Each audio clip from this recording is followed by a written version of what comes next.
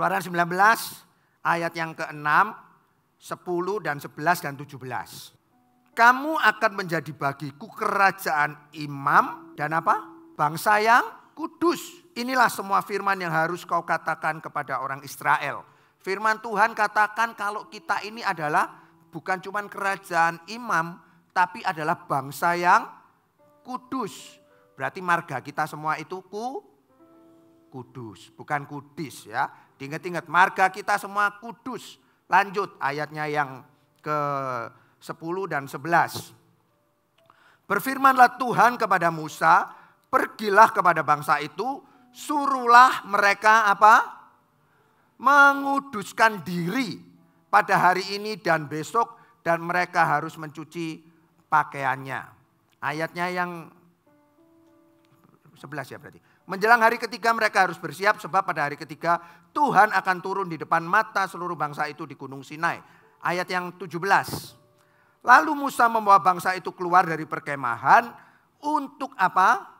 Untuk menjumpai Allah dan berdirilah mereka pada kaki gunung. Ya, coba lihat perikop dari pasal 19. Tuhan menampakkan diri di Gunung Sinai. Ya, sederhananya saya enggak baca ini satu pasal semua karena waktu terbatas. Poinnya kenapa saya baca yang tadi cuma ayat 6, ayat 10, 11 dan 17. Poinnya gini, ketika Tuhan mau berjumpa dengan kita, dengan umatnya termasuk kita sebagai anak-anak Tuhan. Tuhan mau supaya kita ini menguduskan diri. Firman Tuhan tadi katakan kita adalah bangsa yang kudus. Kalau mau berjumpa dengan Tuhan, kita harus kudus. Kalau kita tidak kudus, kita nggak akan pernah bisa berjumpa dengan Tuhan. Makanya Tuhan ngomong, waktu itu konteksnya bangsa Israel, ngomong lewat Musa. Suruh mereka persiapkan diri, karena aku hendak berjumpa dengan mereka.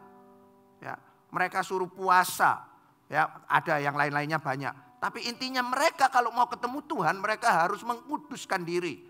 Termasuk setiap kita, kalau kita mau menjadi lebih kuat, menjadi stronger di dalam Tuhan, kita harus menguduskan diri kita, baru kita bisa mendekat kepada Tuhan.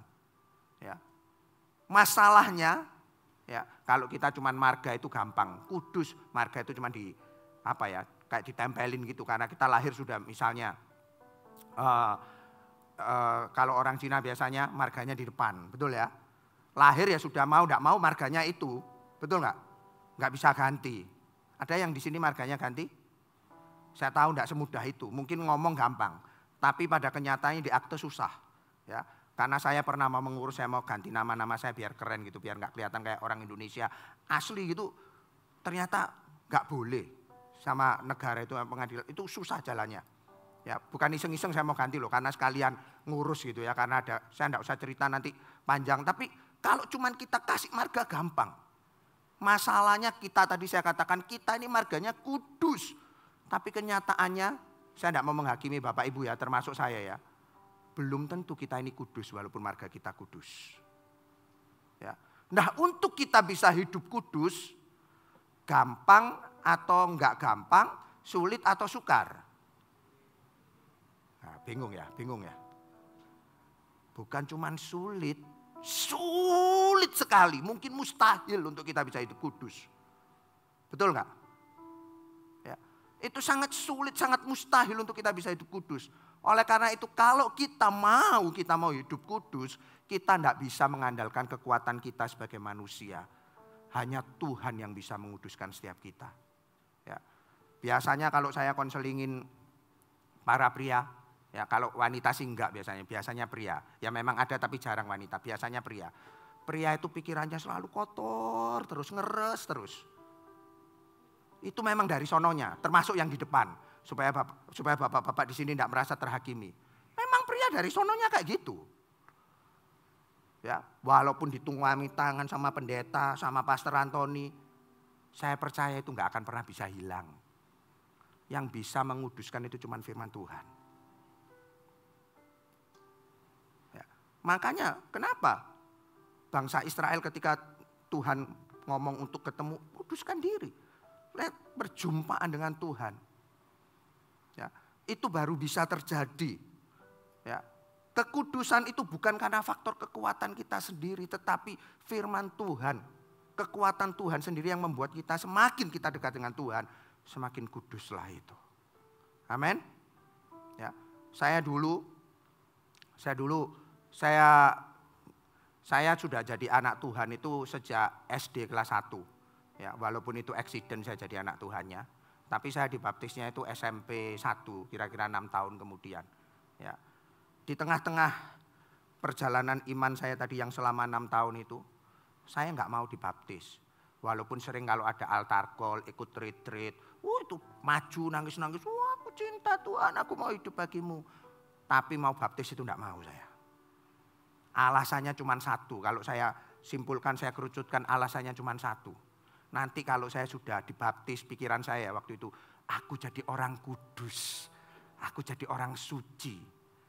Nggak enak jadi orang kudus, jadi orang suci itu. Nggak bisa buat dosa.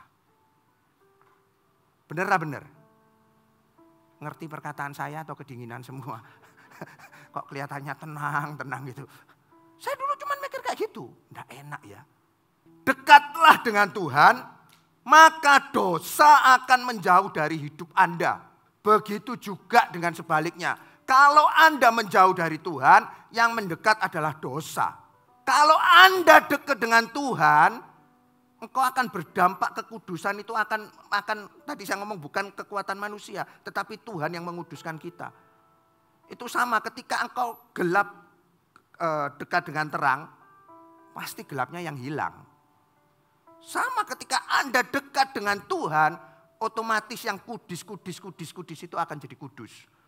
Sebaliknya kalau Anda menjauh dari Tuhan, maka yang mendekat itu kudus, bukan kudus.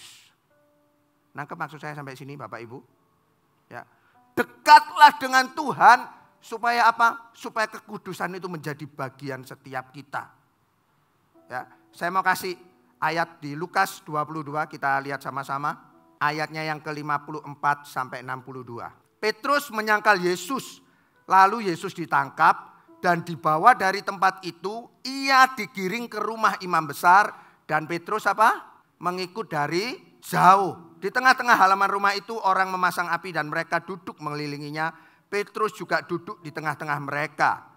Seorang hamba perempuan melihat dia duduk dekat api, ia mengamat-amatinya lalu berkata, juga orang ini bersama-sama dengan dia. Tetapi Petrus menyangkal, katanya, bukan, aku tidak kenal dia. Tidak berapa lama kemudian seorang lain melihat dia lalu berkata, engkau juga orang dari mereka. Tetapi Petrus berkata, bukan, aku tidak. Dan kira-kira sejam kemudian seorang lain berkata dengan tegas, sesungguhnya orang ini juga bersama-sama dengan dia sebab ia juga orang Galilea. Tetapi Petrus berkata, bukan, aku tidak tahu apa yang engkau katakan. Seketika itu juga sementara ia berkata, berkokoklah ayam. Lalu berpalinglah Tuhan memandang Petrus, maka teringatlah Petrus bahwa Tuhan telah berkata kepadanya, sebelum ayam berkokok pada hari ini, engkau telah 3 kali menyangkal aku. Lalu ia pergi keluar dan menangis dengan sedihnya. Kembali yang saya katakan tadi, kalau kita mendekat dengan Tuhan, maka kita akan lama-kelamaan akan jadi kudus. Kalau kita menjauh dari Tuhan, lama-kelamaan kekudusan itu bukan menjadi bagian setiap kita. Makanya tadi ketika saya ngomong mengikut dari jauh, saya mau mengingatkan bagi setiap Anda semuanya, buat Bapak Ibu Saudara di tempat ini termasuk saya. Jangan pernah kita menjauh dari Tuhan. Jangan pernah ketika kita mengikut Tuhan, kita mengikut Tuhan dari jauh. Ya. Contohnya dari kisah Petrus ini, apa sih akibatnya mengikut Tuhan dari jauh? Yang pertama, Petrus lupa akan perkataan Tuhan atau mudah lupa perkataan Tuhan. Kenapa saya ngomong seperti itu? Kalau Bapak, ini memang yang saya baca kisahnya ini kan Petrus menyangkal Petrus ini di kitab Lukas. Sebetulnya di kitab, kalau nggak salah di Matius ada, itu nggak saya baca karena lebih panjang perikopnya. Jadi sebelum Petrus menyangkal Tuhan Yesus sudah ngomong sama Petrus, nanti ya sebelum ayam berkokok 2 kali, kamu sudah nyangkal aku 3 kali. Bukan ayamnya yang berkokok 3 kali ya. Sebelum ayam berkokok 2 kali, kamu sudah nyangkal aku 3 kali. Kejadian kan, dia waktu Yesus ditangkap, ya sementara di halaman rumah imam besar itu, ya Yesus gitu, dia cuman dikatakan tadi kan ayatnya itu, mengikut dari jauh, dia cuman lihat-lihat, oh Yesus ditangkap. Kemudian dia ikut duduk sambil ditahapi unggun atau apa. Ya, hamba perempuan dari imam besar itu lihat, ini loh orang bersama-sama dengan Petrus, sama Yesus itu. Dia nyangkal. Dia enggak. Bukan aku. Orang yang lain lagi ngomong, iya kamu kok itu. Bukan aku. Yang terakhir sejam kemudian dikatakan orang yang lain lagi ngomong, iya kamu sama kok. Kamu orang Galilea, kamu sama itu, sama Yesus. Dia ngomong, enggak. Ketika kita atau Petrus mengikut Tuhan dari jauh, dia mudah lupa akan apa yang dikatakan Tuhan sebelumnya. Baru teringatlah dia ketika ayam mulai berkokok. Oh iya ya, Tuhan sudah pernah ngomong itu buat aku. Poin saya simpel kayak gini Bapak Ibu. Ya, kalau kita sebagai anak Tuhan, ya, kita cuma ngikut Tuhan dari jauh, kita tidak pernah mau mendekat kepada Tuhan. Apa yang Tuhan perkatakan itu, kita akan mudah lupa. Salah satu musuh utama mengikut Tuhan dari jauh adalah kesibukan. Kenapa sih kita kok mengikut Tuhan itu dari jauh? Alasannya kalau di zaman sekarang itu karena kita sibuk. Itu salah satu musuh utama kita ngikut Tuhan. Aku sibuk, aku sudah tidak punya waktu. Kalau kita sibuk dengan kesibukan kita sendiri, lama-kelamaan kita nggak akan terasa kita mulai mengikut Tuhan dari jauh. Ya, saya kasih contoh. Ya, pernah nggak Bapak Ibu pergi berkelompok, ya, bergerombol gitu. Kemudian, tapi mestinya menurut saya rasanya pernah semua gitu ya. Apalagi anak-anak muda pergi barengan sama keluarganya berkelompok, tiba-tiba kehilangan kelompoknya dia. Loh, di mana tadi teman-temanku? Kenapa alasannya kok kehilangan kalau zaman sekarang? Ada yang ngerti maksud saya? Ya nggak fokus betul. Sekarang itu banyakan main, ndak anak muda tok. Main HP, hilang ketinggalan ya. Betul nggak? Sibuk sendiri main HP. Ketinggalan. Kalau masih kelihatan enggak apa-apa, kadang sudah enggak kelihatan itu bingung nyari, langsung telepon. Di mana? Betul enggak? Karena sibuk sendiri. Atau saya enggak usah kasih yang zaman sekarang, yang saya aja lah. Ya. Saya itu biasanya suka pergi ke market gitu, kayak Kipo Market, kayak pasar-pasar gitu. Saya suka jajan, pendeta suka jajan gitu, suka makan-makan kayak gitu. Ya. Biasanya kalau pergi ke situ itu biasanya pasti ruame, tumplek-blek gitu wis pasti. Ya, kalau sekarang sudah mending anak saya sudah agak besar. Kalau dulu anak saya masih kecil-kecil gitu, istri saya, ya, maminya anak-anak saya itu gandeng pasti anak, takut hilang nanti. Ya. Yang digandeng enggak hilang. Yang enggak digandeng suaminya loh, yang enggak digandeng itu yang hilang. Kenapa? Karena tadi saya katakan kan, saya suka jajan gini, saya ada stand apa, itu kelihatannya enak ya, tak liatin gini. Lupa, yang saya lupa. Oh itu ya ketokannya menarik lagi. Oh, ya tambah lama, hilang di mana? Nangkep maksud saya Bapak Ibu? Kalau kita mengikut Tuhan dari jauh, ya, biasanya musuh utamanya adalah kesibukan. Kita sibuk dengan diri kita sendiri, sehingga kita lupa apa yang Tuhan perkatakan, apa yang Tuhan mau di dalam hidup setiap kita. Ya. Ayo jangan ikut Tuhan dari jauh, nanti sama seperti Petrus, engkau akan menyangkal Tuhan. Ya. Jangan kau sibuk dengan dengan kesibukan kita sendiri, entah apapun itu. Oke, dari cerita ini juga yang kedua, Petrus bukan cuma lupa perkataan Tuhan, tapi dia mulai mudah kompromi dengan dosa. Orang yang biasanya mudah kompromi dengan dosa, biasanya itu menyalahkan situasi, atau menyalahkan orang lain, bahkan rela berbohong untuk menutupi dosanya atau menutupi kesalahannya. Biasanya orang yang kompromi ciri-cirinya pasti kayak gini. Kalau nggak nyalahkan situasi, nyalahkan orang lain, atau bahkan rela bohong untuk nutupi dosanya. Contoh yang paling gampang di Alkitab, ya, kitab Kejadian itu. Siapa yang berbohong pertama kali? Ayo siapa? Enggak tahu Pastor, karena bacanya mulai Matius belum Kejadian. Ayo siapa yang bohong pertama kali? Oh iblis, betul iblis. Saya tidak berani ngomong salah, iblis betul. Bapak pembohong. Ya, Adam dan Hawa. Ketika mereka jelas-jelasan Tuhan itu melarang loh mereka makan buah pengetahuan yang baik dan buruk itu. Ya, ketika ditanyain Adamnya, ya, ketika ditanya Adamnya sama Tuhan, siapa yang beritahu kalau kamu ini lagi telanjang? Ya karena dia habis makan itu dia ngomong, ya ini perempuan yang kau tempatkan di sisiku. Padahal buat saya ya, firman itu datangnya dari Tuhan untuk siapa? Untuk Adam. Yang disalahkan siapa? Hawa. Sebaliknya ketika Tuhan tanya sama Hawa, apa yang kau perbuat? Dia ngomong nyalakan siapa? Loh, nyalakan Adam. Salah-salah Adam sama Hawa. Nyalakan iblis. Ya kan? Kadang kita kompromi sebagai anak Tuhan itu, kalau nggak nyalakan situasi, nyalakan orang lain. Demi apa? Menutupi dosanya, demi menutupi pelanggarannya. Ya. Kompromi itu apa sih? Penurunan standar, nggak standar. Ya, ketika kita jadi orang Kristen yang mudah kompromi, kita akan dengan mudah akan mengalami yang namanya penyimpangan-penyimpangan rohani di dalam kehidupan setiap kita. Ya. Dan percayalah orang yang biasanya kompromi, ya, nggak tiba-tiba dia langsung jatuh blek gitu, enggak. Secara pelan-pelan, yang nggak kelihatan. Itu tiba-tiba, aku sudah jauh dari Tuhan. Sama kan Petrus dia, aku enggak kenal. Dia mulai ingat lagi ketika ayam mulai berkokok. Sama di dalam kehidupan setiap kita. Kalau kita kompromi kita akan mengalami yang namanya penyimpangan-penyimpangan rohani.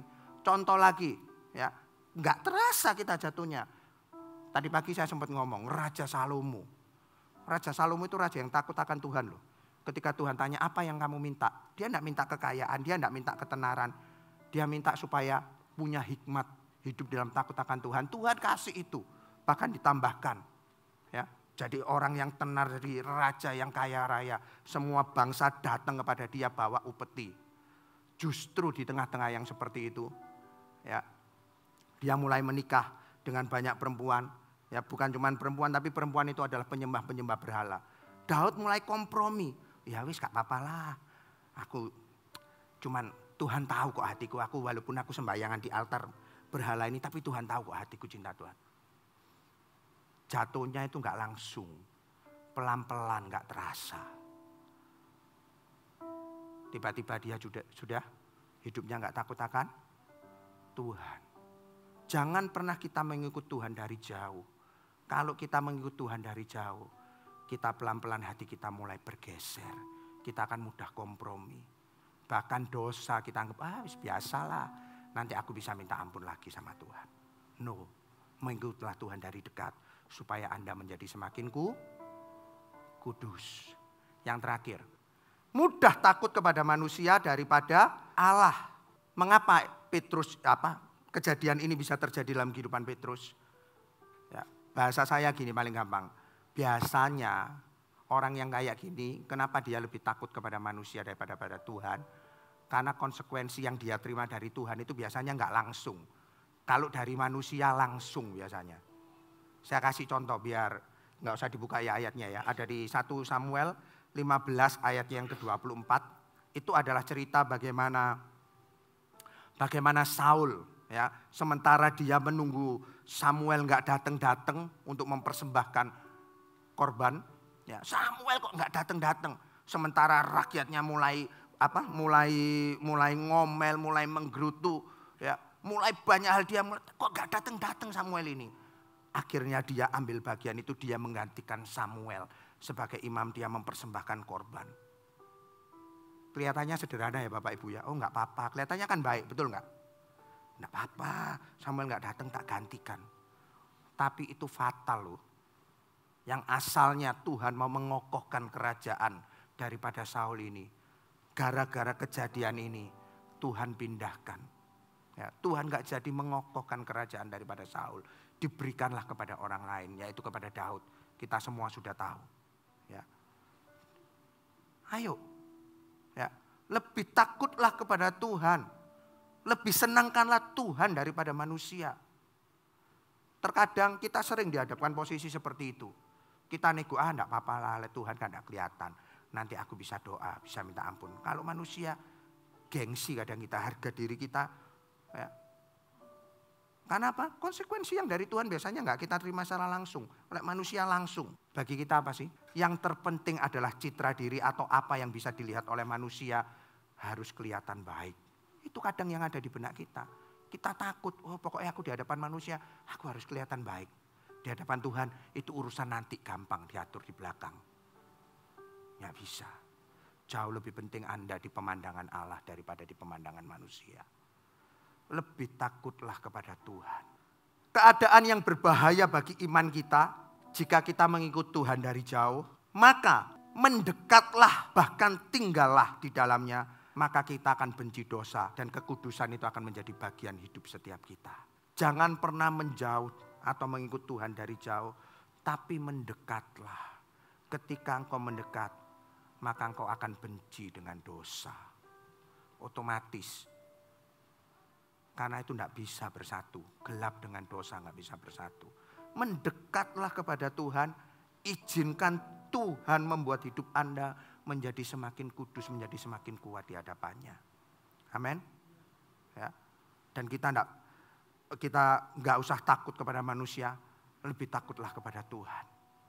Ya. Saya percaya yang firman Tuhan tulis ini buat Petrus. Itu adalah pengalaman yang buat saya pengalaman yang kuat bagi Petrus. Ketika ditandai ayam berkokok, disitulah imannya mulai berbalik 180 derajat. Pengiringannya kepada Tuhan, bahkan kita tahu di akhir hidup daripada Petrus, dia mati disalib terbalik. Dia ngomong gak layak kalau aku disalib sama dengan Tuhanku. Dia minta disalib terbalik, kepalanya di bawah.